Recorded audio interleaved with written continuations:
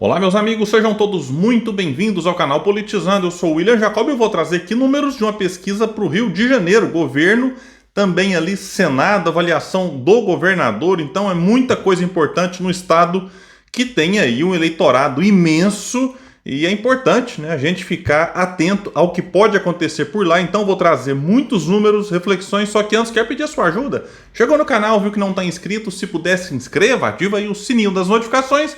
Gostou do vídeo? Joinha pra cima, não gostou? Joinha pra baixo, comenta, compartilha e espalha. Vamos trazer mais pessoas pra cá, porque aqui nós lutamos por um Brasil melhor. Vamos trazer aqui os dados do Instituto GERP, que entrevistou 1.100 pessoas entre os dias 16 e 21 de julho. Tem uma margem de erro de 3,02 pontos para mais ou para menos. Um detalhe aqui é que, devido ao arredondamento feito pelo portal que divulgou a pesquisa, alguns cenários, se você somar, pode ultrapassar os 100 pontos por conta desse arredondamento. Na pesquisa espontânea, o que é isso? É quando o Instituto não fala o nome de ninguém e pergunta assim: em quem você votaria se as eleições para o governo do estado fossem hoje? Aí nós temos aqui liderando o Eduardo Paes, com 15% dos votos. Em segundo lugar, Rodrigo Bacelar, com 1%. E depois aqui o pessoal, os outros nomes é 0, alguma coisinha, tá até 0 aqui na pesquisa. Outros somados 2 e indecisos 81. Mas quando você coloca o nome dos pré-candidatos ou possíveis candidatos, aí nós temos uma liderança folgada do atual prefeito da capital, o Eduardo Paes, que é do PSD.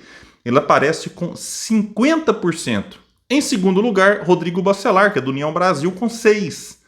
Dr. Luizinho, que é do PP, com 5%. Washington Reis, do MDB, 4%. Fabiano Horta, que é do PT, 2%. Mônica Benício, do PSOL, 2%. Wilson Witzel, Wilson Witzel tá aqui, hein? 2%. Nenhum deles, 13%. E indecisos, 15%. Então é importante observar que o Eduardo Paes, como eu já falei aqui 200 mil vezes antes, ele tem tudo para ser eleito o próximo governador do Rio de Janeiro, e eu digo mais, com certa facilidade. Como eu disse que ele seria reeleito prefeito da capital com facilidade, foi no primeiro turno, mas atropelou o candidato bolsonarista lá, o Ramagem, olha, com Bolsonaro, Flávio, campanha pesada a favor do candidato deles, do PL lá, e mesmo assim o Eduardo Paes, né, teve mais que o dobro dos votos do segundo colocado, enfrentando o bolsonarismo lá no Rio, em que o bolsonarismo é muito forte, é o estado ali do Jair e tal, né? Então aqui nesse cenário o Eduardo Paes venceria com muita folga, e eles não testaram outro para o governo. E olha, pode até testar quem? O Flávio foi especulado, duvido que o Flávio vá abrir mão de uma reeleição para o Senado relativamente tranquila para arriscar disputar o governo e perder. Porque todo mundo sabe que o Eduardo Paes é o favorito. Então lá eu acho que os partidos, digamos, de centro e centro-esquerda vão tentar se aliar ao Paes, né, já no primeiro turno, porque nem vai ter segundo, eu acho, buscando ali um espaço, negociação de futuras secretarias. E os partidos de oposição ao Paes, por exemplo, que o bolsonarismo, eles vão lançar um nome para marcar posição, para talvez projetar um nome ali para disputar a prefeitura em 2028, alguém para ficar na vitrine e tal. Então, né, duvido muito que eles vão colocar um nome forte para disputar contra o Eduardo Paes, sabendo que a chance de vitória é baixíssima contra o atual prefeito da capital. Agora, a rejeição aqui dentro desses candidatos, em quem você não votaria de jeito nenhum? Quem lidera a rejeição é o Wilson Witzel, 49%. Washington Reis, 25%. Eduardo Paes vem com 19%. Então, assim, além de liderar, tem uma rejeição baixa, se a gente for considerar aqui que ele é conhecido por praticamente todo mundo. Você pegar, William, mas o Fabiano Horta do PT tem uma rejeição menor, só de 12%. O Dr. Luizinho do PP, 17%. Rodrigo Bacelar, 18%. Mônica Benício, 2%. É que são nomes pouco conhecidos. Então, se você conhece pouco, até a chance de você rejeitar quem você não conhece não tem jeito. Como é que eu vou rejeitar o João das Couve, que mora lá na rua, na Avenida Brasil, na cidade de Sacramento? Não sei quem é, como é que eu vou? Aí eu rejeito ele, não tem como. Para você rejeitar, você tem que automaticamente conhecer. É claro que tem gente que fala que rejeita sem conhecer na pesquisa, mas o Eduardo Paes, repito, muito conhecido, e mesmo assim a rejeição mais baixa do que do Wilson Witzel e do Washington Reis. O Wilson Witzel também cai entre nós, é brincadeira. cidadão tá aí, né, podendo disputar uma eleição depois, né? Ele foi caçado, preso e tá aqui aparecendo na pesquisa, mas ainda bem que com 2% só, né? E para o Senado? Para o Senado, nós temos a liderança aqui do Flávio Bolsonaro, o que eu lamento, mas não me surpreende. Inclusive, se não tomar cuidado, o bolsonarismo elege 2 senadores no Rio de Janeiro, viu? Como se não fizer a coisa certa ali, elege 2 em São Paulo, 2 em Minas. É a realidade, não o que eu torço. Infelizmente, o campo chamado campo progressista está numa. Não é de agora, viu? Poucos nomes conhecidos, alguns foram se queimando pelo caminho, tipo assim, no Rio de Janeiro, Freixo. Cadê o Freixo?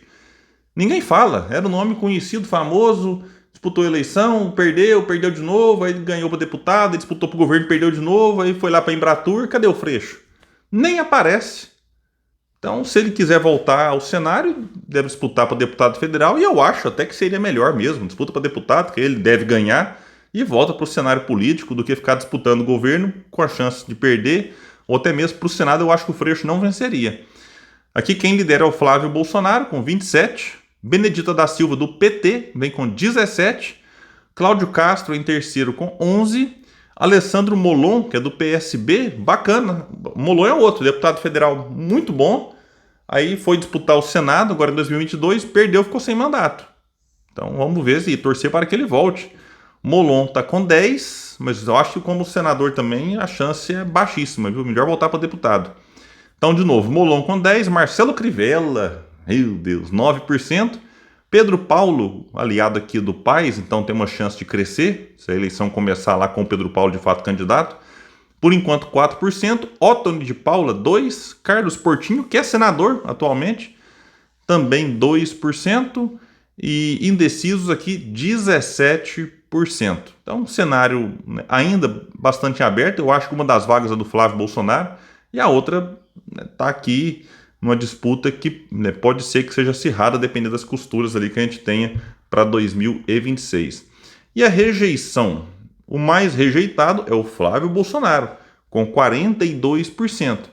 O Marcelo Crivella vem em segundo com 35%, Benedita da Silva, 30% de rejeição, Cláudio Castro, que é o atual governador, 29%. É bom lembrar que o Cláudio Castro está aqui em terceiro na pesquisa para o Senado, e resta a dúvida se ele vai... Ele não pode disputar um novo mandato, ele está no seu segundo, ele era vice do Wilson Witzel, assumiu lá atrás ainda, aí depois disputou a eleição em 2022, foi eleito governador, mas não pode disputar um novo mandato. Então muitos apontam que ele disputará uma vaga no Senado. E ele tem uma rejeição aqui alta, o quarto colocado em rejeição com 29%. O Molon com 18%, Pedro Paulo 16%, o mesmo de Ottoni de Paula. Carlos Portinho 14%. Então tá aqui, o Flávio lidera a rejeição, mas como no ano que vem nós teremos 2 vagas em disputa, como eu disse, acredito que a não ser que alguma coisa muito diferente aconteça, o Flávio Bolsonaro deve ser reeleito e fica a dúvida aqui de quem será o outro a ocupar essa vaga. Lembrando que o Romário foi reeleito senador em 2022, então ele tem mandato garantido aí até o final aí, né, de 2030. É isso mesmo, senador são 8 anos. Vamos ver aqui agora a aprovação e avaliação do governador Cláudio Castro. Ele é tido 3% consideram ótimo, 17% bom, 34% regular, ruim 18%, péssimo 25%. Então, se você pega aqui ótimo ou bom, normalmente os institutos agrupam esses dois, né? Tem 20%. E ruim ou péssimo, 43%. Mas se você pega nos extremos, eu acho sempre importante observar os extremos. Você tem 3% de ótimo e 25% de péssimo. Então há uma discrepância aqui gigantesca, e o governador pode ter dificuldades aí para se eleger senador, caso queira mesmo.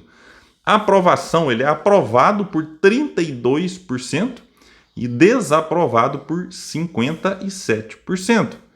Então tá aí essa situação do governador, que aí, como ele está desaprovado, o apoio dele não influenciaria muito. Mas como eu disse, eu acho que para o governo do estado, caso ele quisesse, queira fazer o seu sucessor.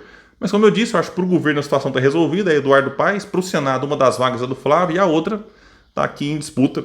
Pode ser ele, pode ser a Benedita, e realmente não dá para cravar mas a primeira vaga, infelizmente, eu cravaria aqui com o nome do Flávio Bolsonaro. Eduardo certamente estará aí ou preso ou com mandado de prisão em aberto, foragido da justiça em 2026, e de todo jeito, se ele fosse ser candidato, ele seria pelo estado de São Paulo, e o Carluxo, candidato por Santa Catarina, e a Michele, candidata ao Senado pelo Distrito Federal. Imagina 4 Bolsonaros no Senado. Meu Deus do céu. Bom, pessoal, mas é isso. Eu fico por aqui. Quem puder, espalhe e compartilhe o vídeo. Vamos trazer mais pessoas para cá, porque aqui nós lutamos por um Brasil melhor. Valeu, gente. Até mais.